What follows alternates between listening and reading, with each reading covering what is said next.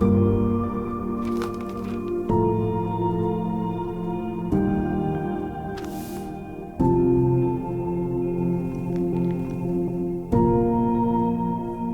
to another edition of Maverick University. I'm your host, David Hallberg.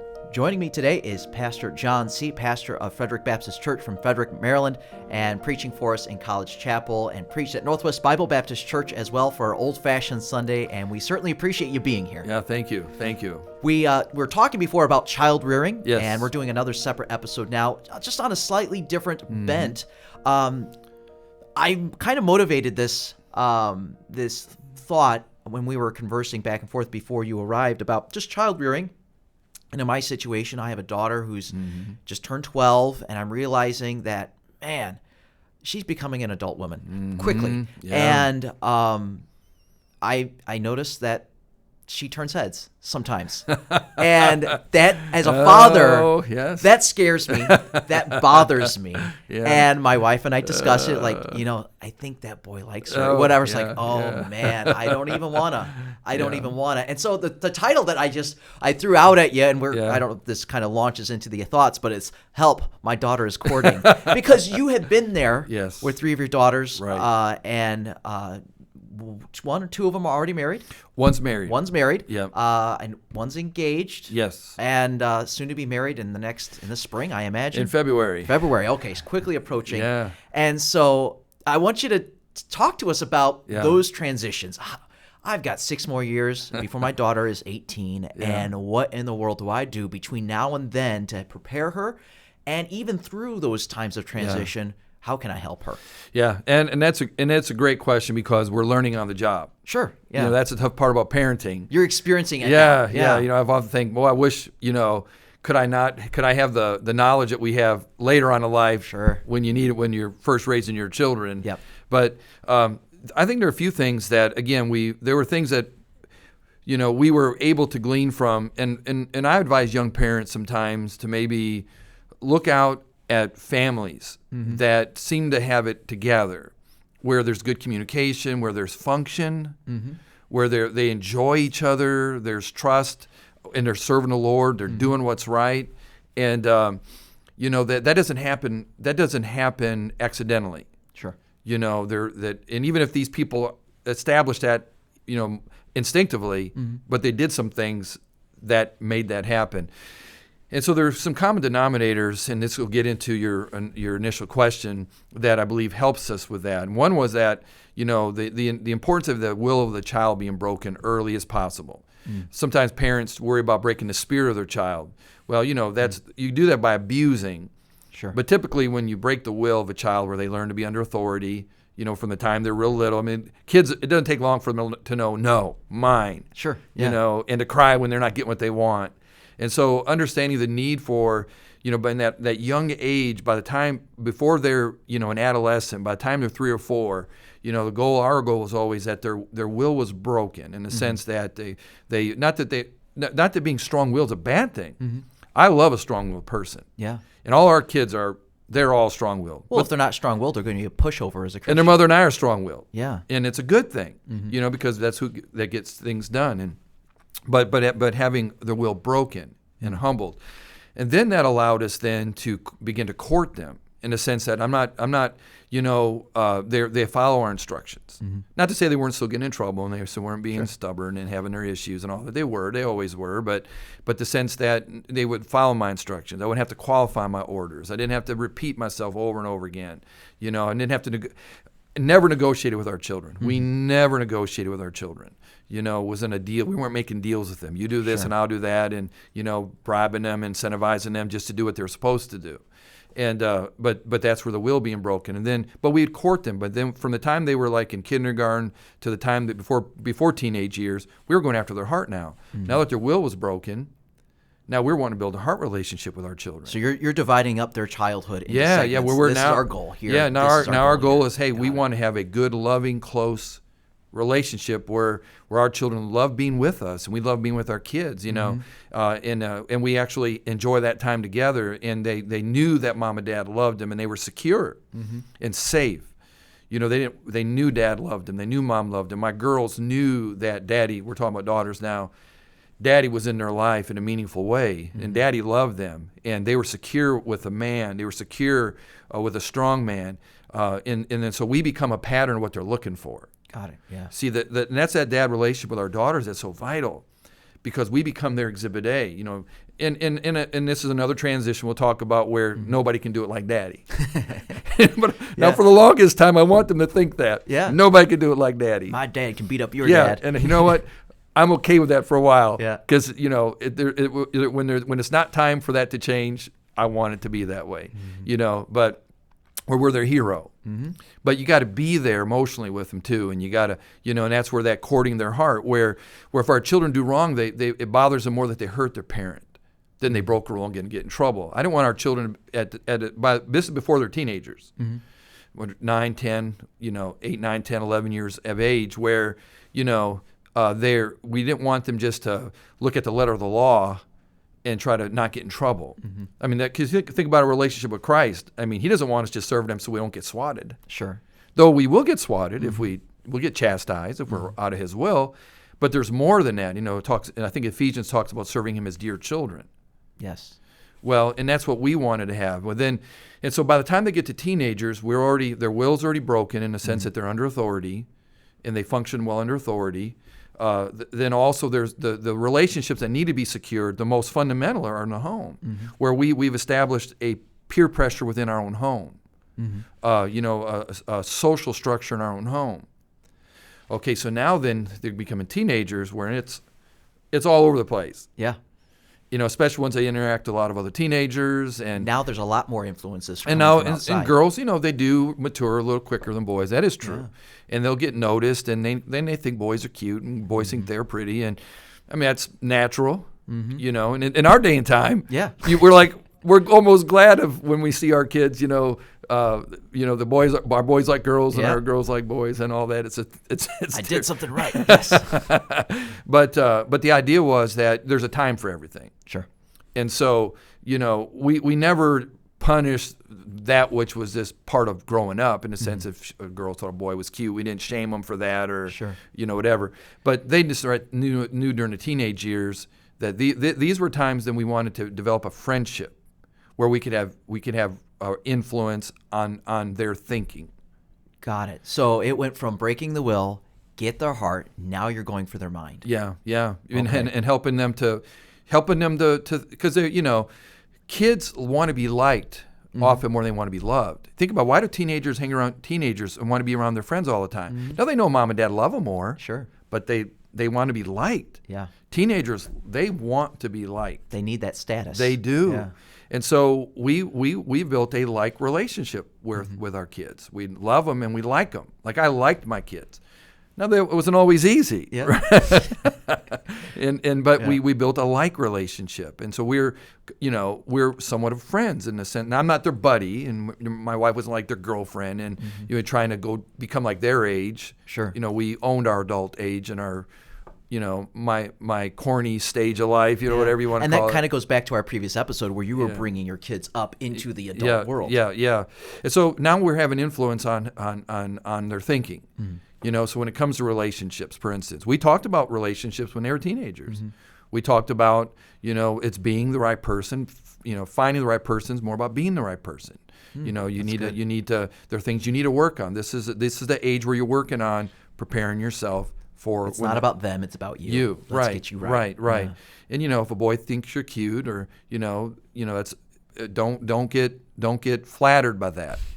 Don't lose your mind over that. Yeah. You know, because it's just right now there are bigger things you need to be working on, and get distracted. In a relationship, then you see a lot of teens get involved in relationships that are going to go nowhere. Sure. The percentage of them go nowhere, but so much emotional time is spent on that. And so, you know, so they, you know, I think during the teenage years, we would talk about relationships. We would talk about, you know, just what it means to try to become that right person, and what it means to be a husband, it means to be a wife. Because again, we're preparing them to be adults. Yeah. You know, we're raising adults. So the conversations didn't start when they were 18. The conversation started much younger for us with them. Yeah, and the conversation about marriage, like you implied, didn't happen when they were engaged. Yeah. You know? And then our girls were looking for men of substance, not just men that would flatter them. Like for our girls, they weren't going to be swept off their feet by a guy that thought she was cute. Mm-hmm. And he'd be interested. They knew, hey, does he have calluses on his hand? Is he a worker? Yeah. Does he love his parents? Does he love the Lord? Guy compliments you, and you're like, okay, that's nice, but let's see your resume. Yeah. They're just because they were secure. They weren't dependent upon flattery. They didn't need the approval. Yeah, because a lot of times dads aren't emotionally close to their daughters, and it leaves the daughter vulnerable. Am I pretty? Well, daddy's going to tell his daughter that you're pretty. Mm-hmm. But my girls to me are beautiful. I have beautiful daughters, and they're pretty girls. Mm-hmm. And I'm going to tell them that because girls like the validation. Sure. Boy, that's a pretty outfit. Boy, I love your shoes. Love how you did your hair. Mm-hmm. And and that sounds kind of silly sometimes, but they're getting that validation. I wasn't like I was every time, waiting at the bottom of the step. But but they had validation. Sure. Daddy-daughter dates. Mm-hmm. My girls, I'd take them on dates and show them what to expect from a man. This is how a man should treat you. Mm-hmm. This is how a real man treats you. This is how a real man is. They're kind, considerate. They're gentlemen. Mm-hmm. They're not trying to play cool. Because even in churches, sometimes the cool guys can get the good girls. Mm-hmm. And so we want to do our best to influence our daughters to not have an eye for cool guys. Yeah, they can see right through that. And they don't make good husbands. Yeah. And so they understand that the right type of guy is going to be somebody that's going to work hard, is going to take care of you, is going to love the Lord. Where you don't want to mother your husband, mm-hmm. and you don't want to be the spiritual leader of your husband. True. Yeah. So don't get in a relationship thinking I can change him. Absolutely. If he's not that already, then no bueno. Yeah. And all that's going on when they're in their teenage years and reinforcing what kind of guy you're looking for. Now, how are you going to know that when he's 14? How are you going to know it when he's 15? Mm-hmm. How are you going to know that when he's 16? Yeah, they're still developing themselves. So it takes a lot of pressure off us as parents in the sense of them always having to have a boyfriend. Because they know right now, I like this guy now, and maybe he likes me, but it's going nowhere. Yeah. Because right now we still don't know. Exactly. And then by the time they become adults, and my wife and I say this often, our children, like even at the age they're at now, they don't need us less. They just need us differently. Mm. My children still need me in their lives now as much as ever. It's just different, and it's a different relationship, but they need us the same, And I'm finding parenting our children in their 20s is as much work as it was when they were teenagers. Now it's more from this side. Yeah. I'm having to do it from more outside looking in. That's why it's so challenging. Yeah. But what happens is, because we earn that relationship with them in their teen years, we're in their panel of counselors. Mm-hmm. Because they have to choose to let you influence them at some point. Absolutely, yeah, it is their choice. Yeah, you can't force that on them. And it has to be earned. And you're talking about, off camera, we were talking about underparenting versus overparenting. Yeah. And so, the overparenting at times is where you try to micromanage every single emotion, everything they do, and everything's a sermon, everything's a lecture. You overparent, and you feel, but a lot of times parents do that out of pride. We want the product to glorify us. Look how good of a parent he is, or look how good of a parent she is. Well, you got the greatest kids. Our children are not trophies. Yeah. We never try to have the best kids. We never, and they never were going to be anyway. They have too much of me in them. So, they would get some demerits here or there and whatever else. And it's not about us anyway. Sure. And so we weren't trying to raise trophies. We didn't try to have the best fifth grader or the best 13-year-old or the best 16-year-old. We want them to be what they're supposed to be. Mm-hmm. Now, whether people thought they were the best or not mattered little to us. Yeah. So we didn't overparent them in that respect, where it was to try to impress people and because it's just a checklist, and you overparent everything, and everything's a crisis, and everything's we have parents that I counsel now, they get so stressed out over everything. Yeah. And then because they're overparenting, and it's just, and you crowd your kid, and you squash the kid, and it backfires eventually. Underparenting is where they disengage with the process. Yeah. Well, you know what? My parents made me do this, so I'm not going to do that. And they try to get too psychological. Yeah. Everything's psychological.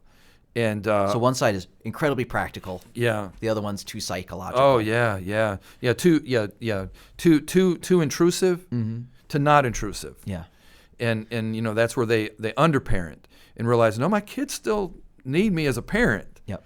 They still need to hear no. They still need to be able to handle no. You know, when our daughters were 17, 16, John Mark, when he was 17, 18, still in my house, I felt as comfortable telling them no as I did when they were 4. You know, we were never going to be afraid of our children. We were never going to be held hostage to a fear of losing them. Yeah. You know, but again, that goes back to building those relationships. Yeah, you've done those steps. And so they knew Dad. They knew Dad was going to say no at certain things. They knew it. You know, I'll give you an example. There was a situation where, and I won't go into the nuts and bolts of it, but where, let's say Sarah, where she had a struggle. We transitioned from a ministry before I came to Frederick.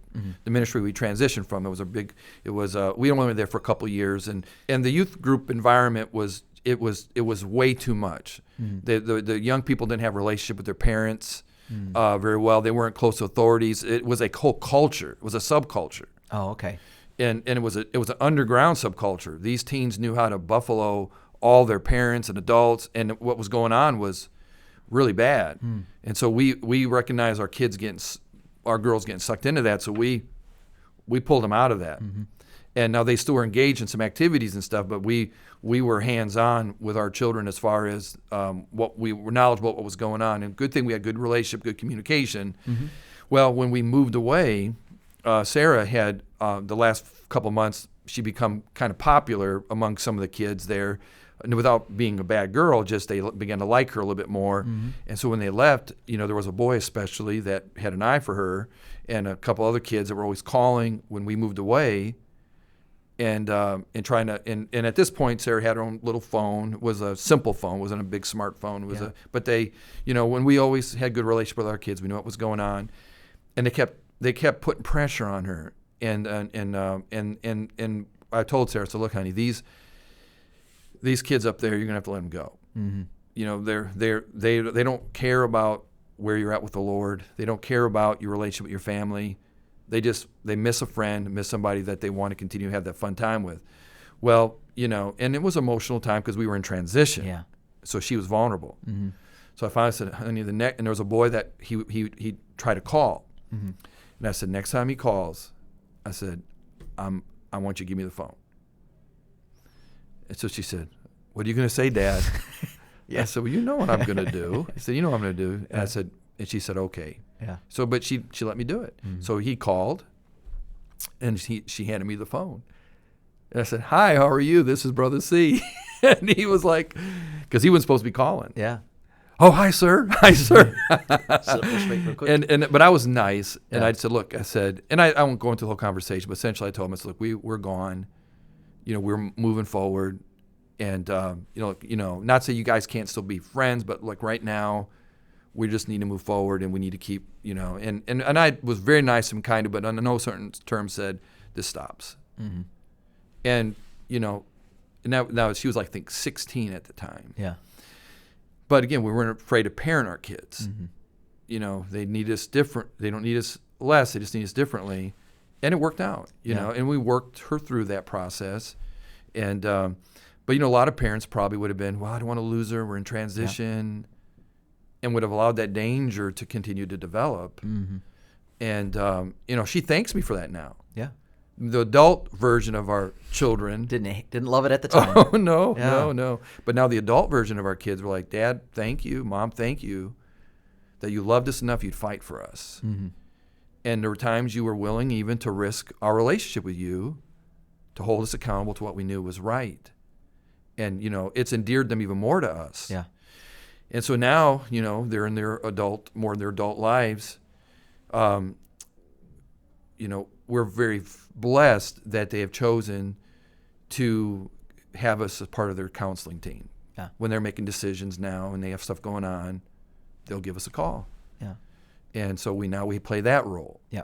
So we're not initiating, you know, because again, we're kind of more outside looking in. but we're blessed right now that they are reaching back. So the title of this may be like helping your child transition to new phases of life, but ultimately it's kind of a misnomer. Basically, our conversation has gone, you got to go way back. It starts in their childhood. Oh, and yeah.